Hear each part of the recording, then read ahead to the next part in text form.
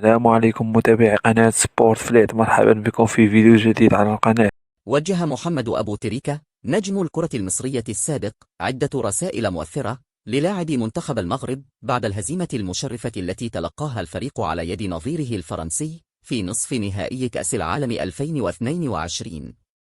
وخسر منتخب أسود الأطلس أمام نظيره الفرنسي بهدفين نظيفين في المباراة التي جمعتهما في الدور نصف النهائي من بطولة مونديال قطر.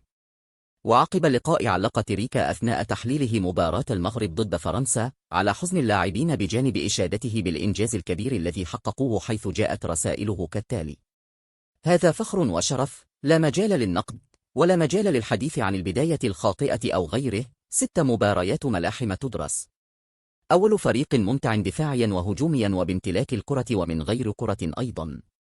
زياش وأوناح وسايس حكمي وكل اللاعبين بجانب المدرب الوغني شرفونا. يستحق استقبال الأبطال شرفة الأمة العربية والأمة الإسلامية في خلال 25 يوم فقط.